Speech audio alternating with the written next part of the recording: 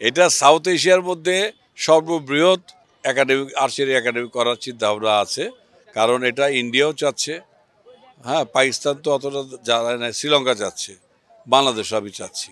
কাজেই যদি আমাকে ডিসি মহোদয় বলছে যে আমি আজকে থেকে শুরু করব জায়গা খোঁজার, উনি যদি খোঁজাখুঁজি দেন আমরা তখন ক্রীড়া মন্ত্রণালয়কে বলবো যে মাঠটা বরাদ্দ দেন, বাকি ইনফ্রাস্ট্রাকচার আমরা করে নিচ্ছি ধীরে ধীরে আন্তর্জাতিক মানের একটা একাডেমি করার জন্য। এখানে বিভিন্ন সাউথ এশিয়ার 7টি দেশ থেকেই এখানে প্রতিনিধি থাকবে প্রশিক্ষণের জন্য, এবং শুধু সাউথ এশিয়া না, এটা এশিয়া অঞ্চলে এটা বিস্তৃতি লাভ করবে। জাতীয় যুব চ্যাম্পিয়নশিপ মে মাসে অনুষ্ঠিত হবে। এখানে ডিসি সাহেবের সাথে চূড়ান্ত কথা হয়ে গেছে, এবং তার আগে উনি মাঠের বরাদ্দের ব্যাপারটা চিন্তা ভাবনা করছে। তো এই মাঠেই আমাদের হবে, কারণ এই মাঠটি আমাদের সবচেয়ে সিকিউরড, এবং সবাই 300-400 খেলোয়াড় আমরা এখানে খেলাতে পারবো। নীলফামারীর সম্ভাবনা বলতে গেলে তো শেষ করতে পারবো না, কারণ আমাদের এখান থেকে 2জন মেয়ে অলিম্পিয়ান কিন্তু এখানকারই। প্রথম অলিম্পিয়ান বিউটি রায়, দ্বিতীয় অলিম্পিয়ান দিয়া সিদ্দিকী।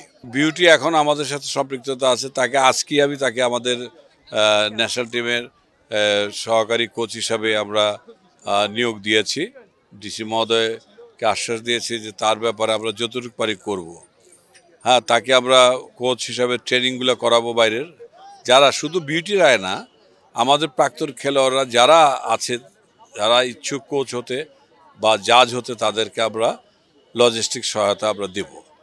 আর যদি আমি তারুণ্যের মেলা নিয়ে কথা বলি, আমরাই প্রথম ফেডারেশন যারা তারুণ্যের উৎসবটা শুরু করে দিয়েছি, এবং আমরা যেদিন চিঠি পেয়েছি ওদিন থেকে আমরা কার্যকর ভূমিকায় চলে গেছি।